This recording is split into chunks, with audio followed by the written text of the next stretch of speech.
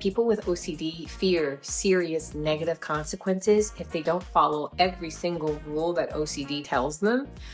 For us, whether we have OCD or not, it is actually true that people look at our hair and make racist judgments that could put us in serious danger. The specific racism trauma that we experience as a result of hair discrimination, coupled with the deep, cultural, beautiful importance of our hair, can put a lot of us in this double bind situation where we both really celebrate our hair and also over police our own hair. So for this reason, I think it's really important that we specifically look at just right or perfectionism OCD and how it can really invade and hurt our relationship with our hair. Hi, my name is Sarah Lee. I'm a licensed clinical social worker and a clinical supervisor with NOCD. This is a part of our Shades of OCD series, and in this video, I'm going to continue to focus on OCD in the Black American community, where I'm going to be highlighting some of our own unique perspectives and experiences. The goal is to help us learn more about the symptoms of OCD, to get more of us into treatment, and to teach therapists how to work with us so that we can get better and stay better. One of the common manifestations of OCD is just right OCD. People also refer to this as perfectionism OCD. In our society, this idea of being perfect is one that's coveted and put up on this pedestal. This leads people to think and talk incorrectly about perfectionism as this kind of badge of honor. This often sounds like, I'm a perfectionist, so I don't like being messy. Or, I'm a perfectionist, so when I throw a party, I like to do it right.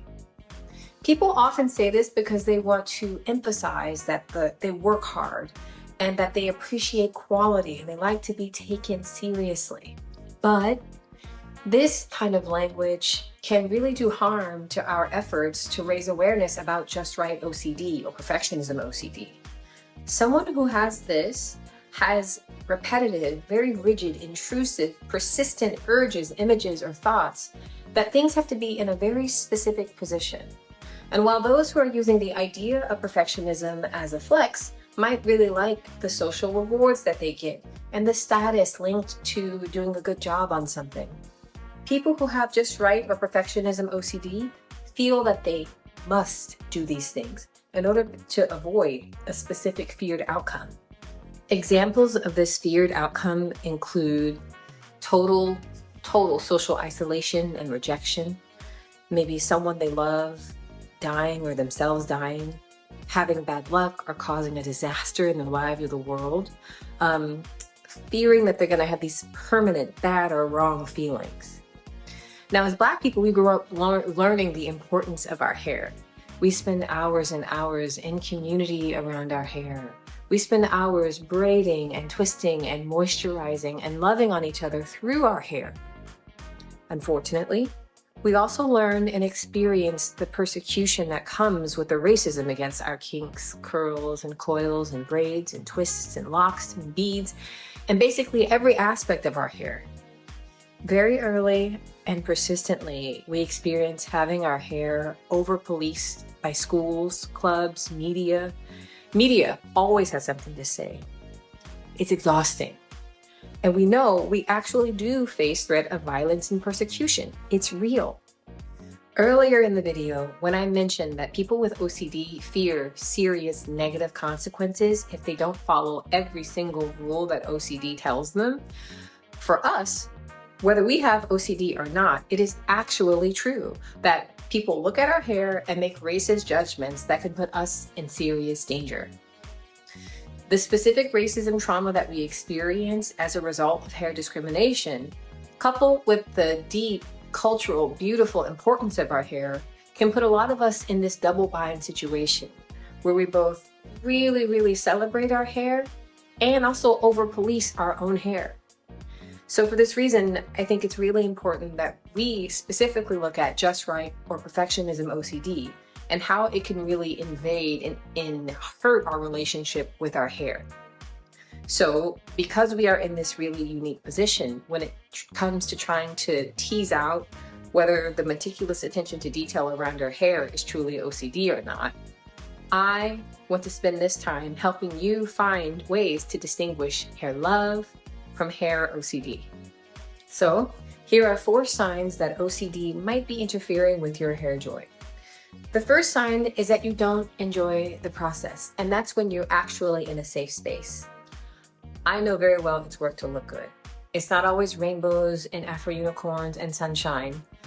But if you're not able to enjoy the scent of coconut oil in your own home, or you can't relax and close your eyes when your bestie or your partner or an excellent hairdresser is scratching your scalp, or if you can't at least enjoy the music in the barbershop, then this could be a sign that your relationship with hair self-care is filled with stress and anxiety and tension.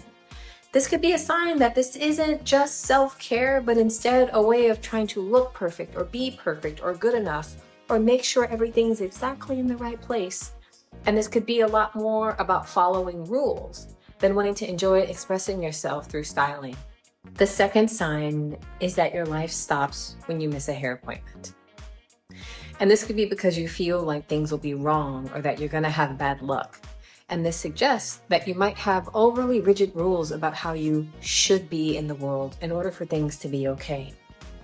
Even the most extra stylish people have off days.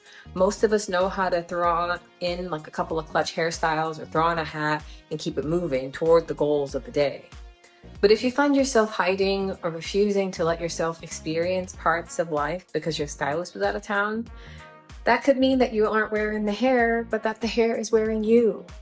And this could be a sign that OCD is wearing you out. The third sign is that you are constantly left searching for the perfect thing for your hair. And this might show up in your hair product search. Many of us, me included, have a whole accumulation of products we've tried. Look, taking care of curly hair requires a big investment of time and energy and money. And plus, I feel like our curls are like fingerprints and no two are perfectly alike. We usually have to test products and find out what works. And then they sell the company and then the formula changes and then we have to go back to the drawing board, but that's a whole other story.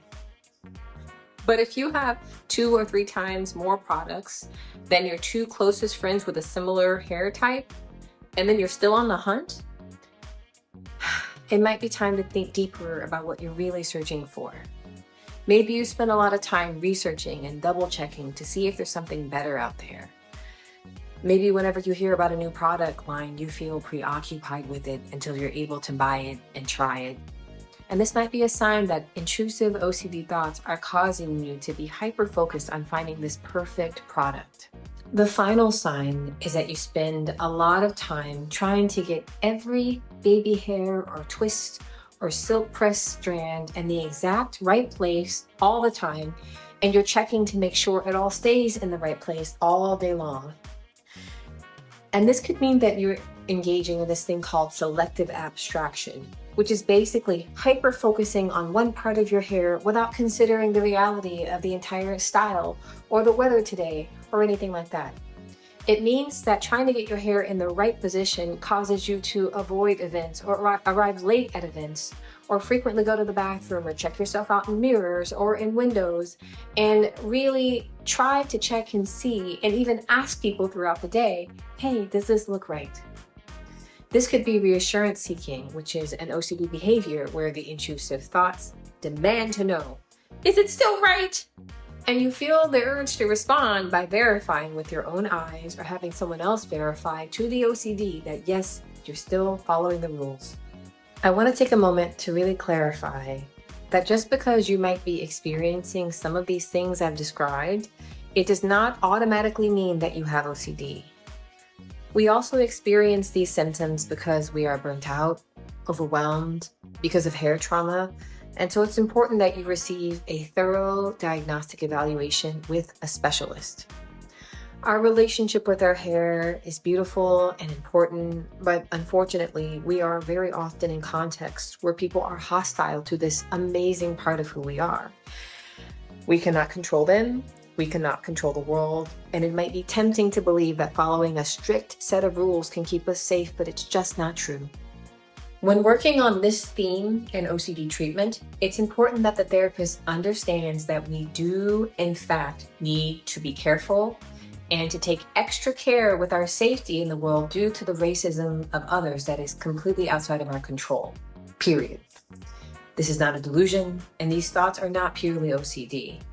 You do not need to feel pressure to walk into a bank to cash a big check with your hair undone as an exposure. You do not need to put yourself in unsafe social situations in order to get better. However, it will be important to work with your therapist to identify safe spaces where you can let your hair down and really push back against OCD's narrative that you must follow these rigid rules.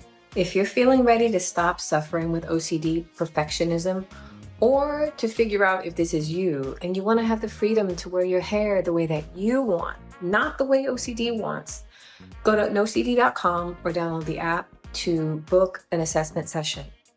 All of our therapists are trained to handle all kinds of OCD. And once you're matched with a therapist, open up and discuss that you need somebody to be knowledgeable about African American hair care and systemic bias against African American hair. Our goal is to get you matched with someone who's going to be the right fit. If you feel like you aren't getting what you want, speak up.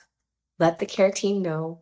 And also note that we have a BIPOC supervision group and a network of diverse therapists that your assigned person can consult with in order to get you the best care. We have other kinds of consultation groups, supervision, trainings, and ongoing education from some of the leading OCD experts in the world. This helps us to ensure that you are getting quality care. Thank you for watching this video, and I will see you in the next one.